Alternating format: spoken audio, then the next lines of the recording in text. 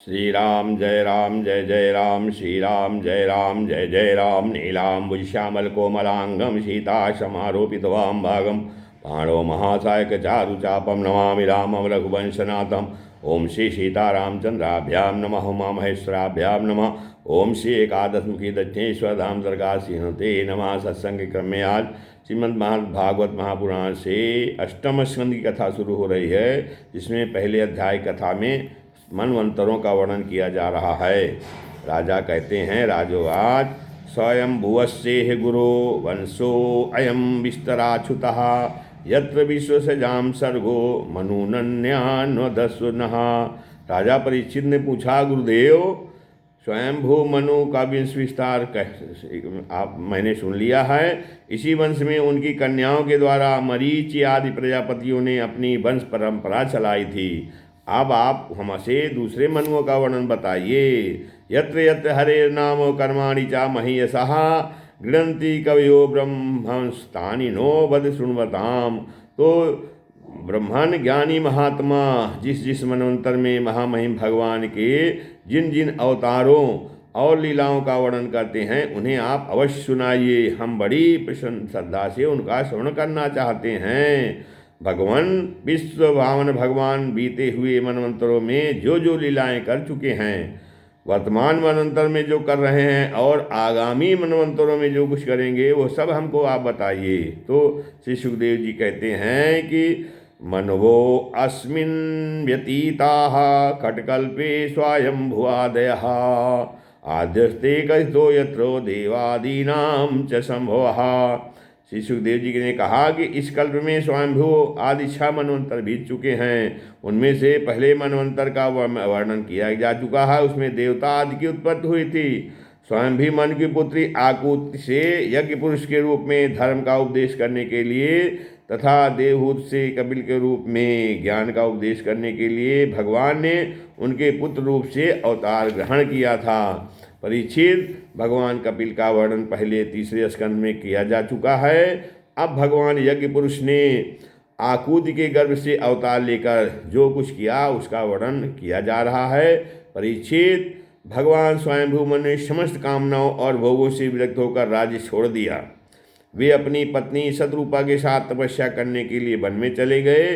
परीक्षित, उन्होंने सुनंदा नदी के किनारे पृथ्वी पर एक पैर से खड़े रहकर भी 100 वर्ष तक घोर तपस्या की और तपस्या करते समय वे प्रतिदिन इस प्रकार भगवान की स्तुति करते थे। मनु जी कहा करते थे, येन चेतयते विश्वम अविश्वम चेतयते चनयम यो जागर्ति शयाने अस्मिन्नायं ते वेद वेदसः आत्मा वास्यामिदं सर्वविश्वं यत्किंचित् जगत्यां जगत् तेन तक्तेन भुञ्जीथा मागधा कस्यचिद्धनं यं न पश्यति पश्यन्तं चक्षुर्यस्य न दृश्यति तं भूतनिलयं देवं सुपर्णमुपधावत न यस्याद्यन्तो मध्यम च स्वयं परो नान्तरं बहिः विश्वास्यामुनि यद्यस्माद् विश्वं च तद्वद् महत्। तो मन जी कहा करते थे कि जिनकी चेतना के स्पर्श मात्र से यह विश्व चेतन हो जाता है,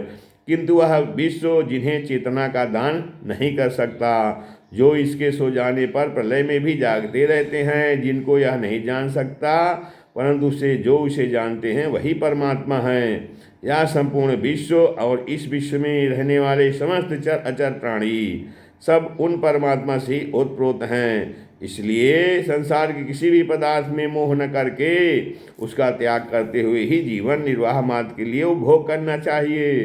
तृष्णा का सर्वथा त्याग कर देना चाहिए। भला ये संसार की संपत्तियाँ किसकी हैं? भला ये संसार की संपत्तियाँ किसकी हैं? आत्मा वास्मिदम विश्वम यत्किंच जगत्याम जगत तेन त्यक्तेन भुंजीता माँ गृधाकस सिद्धनम। तो ये संसार की संपत्तियाँ किसकी हैं? किसी की नहीं है।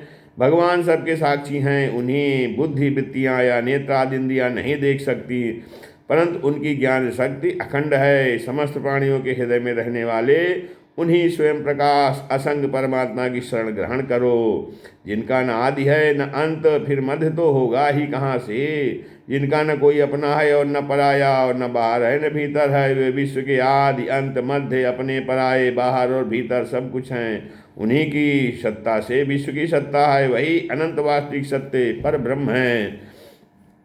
स विश्वकायः पुरुहूति ईशा सत्यम स्वयं ज्योतिरजः पुराणः धत्तेश जन्माद्यजयात्मशक्त्या ताम विद्योदस्य निरीह आस्ते। फिर कहते हैं वही परमात्मा विश्वरूप हैं, उनके अनंत नाम हैं, वे सर्वशक्तिमान सत्य स्वयं प्रकाश जन्मा और पुराण पुरुष हैं। वे अपनी माया शक्ति के द्वारा ही विश्व सृष्टि की जन्म आदि को स्वीकार कर लेते हैं और अपनी विद्या शक्ति के द्वारा उसका त्याग करके निष्क्रिय सत्य स्वरूप रहते हैं। इसी से ऋषि मुनि नैष्कर्म स्थिति अर्थात ब्रह्म से एकत्व प्राप्त करने के लिए पहले कर्मयोग का अनुष्ठान करते हैं। प्रायः कर्म करने वाला पुरुष ही अंत में निष्क्रिय होकर कर्मों से छुट्टी पा लेता है। यूँ तो सर्वशक्तिमान भगवान भी कर्म करते हैं, परंतु वे आत्मलाभ से पूर्ण काम होने के कारण उन कर्मों में आसक्त नहीं होते। अतः उन्हीं का अनुसरण करके अनासक्त रहकर कर्म करने वाले भी कर्म बंधन से मुक्त ही रहते हैं। फिर भगवान क्या हैं? ज्ञान स्वरूप हैं, इसलिए उनमें अहंकार का लेश भी नहीं है। वे सर्वतः परिपूर्ण हैं, इसलिए उन्हें किसी वस्तु की कामना नहीं है। वे बिना किसी की प्रेरणा के स्वच्छंद रूप से कर्म करते हैं। वे अपनी ही बनाई हुई मर्यादा में स्थित रहकर अपने कर्मों के द्वारा मनुष्यों को शिक्षा देते हैं। वे ही समस्त धर्मों के प्रवर्तक और उनके जीवन दाता हैं। मैं उन्हीं प्रभु की शरण में हूँ। अब श्री सुखदेव जी कहते हैं, परीक्षित, एक बार स्वयं भूमनु एकाग्रचित्त से इस मंत्र में उपनिषद स्वरूप सिद्ध का पाठ कर रहे थे। उन्हीं नींद में अचेत होकर बड़बड़ाते जान भूखे असुर और राक्षस खा डालने के लिए उन पर टूट पड़े। यह देखकर अंतर्यामी भगवान यज्ञ पुरुष अपने पुत्र याम नामक देवताओं के साथ वहाँ आए। उन्होंने खा डालने के निश्चय से आए हुए असुरों का संहार कर डाला और फिर वे इंद्र के पद पर प्रतिष्ठित होकर स्वर्ग का शासन करने लगे। परीक्षित, फिर दूसरे मनु हुए स्वरोषित। वे अग्नि के पुत्र थे। उनके पुत्रों के नाम थे धूमान, सुखेन और रोचिस्मान आदि। इस मनवंतर में इंद्र का नाम था रोचन। प्रधान देवगण थे तुषित आदि। उज, स्तंभ आदि वेदवादी गण सप्तर्षि थे।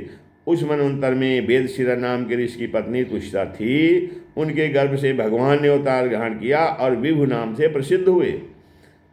वे आजीवन नैष्ठिक ब्रह्मचारी रहे। उन्हीं के आचरण से शिक्षा ग्रहण करके 88,000 व्रतनिष्ठ ऋषियों ने भी ब्रह्मचर्य व्रत का पालन किया। तीसरे मन थे उत्तम। वे प्रियव्रत के पुत्र थे। उनके पुत्रों के नाम थे पवन, संजय, यज्ञहोत्रादि, सृंजय, यज्ञहोत्रादि।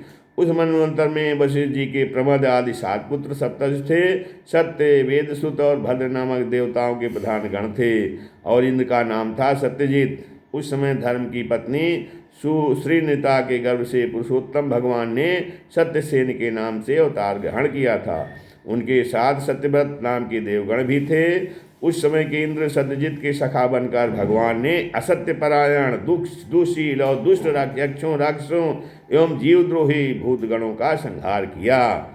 चौथे मनु का नाम था तामस। वे तीसरे मनु उत्तम के सगे भाई थे। उनके पृथु, ख्याति, नर, केतु इत्यादि 10 पुत्र थे। सत्यक, हरि और वीर नामक देवताओं के प्रधान गण थे। इंद्र का नाम था त्रिशिख। उस मनवंतर में ज्योतिर्धाम आदि सप्तर्षि थे। परीक्षित, उस तामस नाम के मनवंतर में विधृत के पुत्र वैधित नाम के और भी देवता हुए। उन्होंने समय के फेर से नष्टप्राय वेदों को अपनी शक्ति से बचाया था, इसीलिए वे वैधित कहलाए। इस मनवंतर में हरिमेधा ऋषि की पत्नी हरिणी के गर्भ से हरि के रूप में भगवान ने अवतार ग्रहण किया। इसी अवतार में उन्होंने ग्राह से गजेंद्र की रक्षा की थी। राजा परीक्षित ने कहा, बादरायण एतत्ते श्रोतुमिच्छामहे वयम् हरिर्यथा गजपतिम ग्राहग्रस्त ममरी मुचत। राजा परीक्षित पूछा, मुनिवार, हम आपसे यह सुनना चाहते हैं कि भगवान ने गजेंद्र को ग्राह के फंदे से कैसे छुड़ाया था। सब कथाओं में यही कथा परम पुण्यमय, प्रशंसनीय, मंगलकारी और शुभ है, जिनमें महात्माओं के द्वारा गान की हुए भगवान श्रीहरि के पवित्र यश का वर्णन रहता है। सूत जी कहते हैं, शौनकादि ऋषियों, राजा परीक्षित आमरण अनशन करके कथा सुनने के लिए भी बैठे हुए थे। उन्होंने जब श्री सुखदेव जी महाराज को इस प्रकार का कथा कहने के लिए प्रेरित किया, तब वे बड़े आनंदित हुए और प्रेम से परीक्षित का अभिनंदन करके मुनियों की भरी सभा में कथा कहने लगे।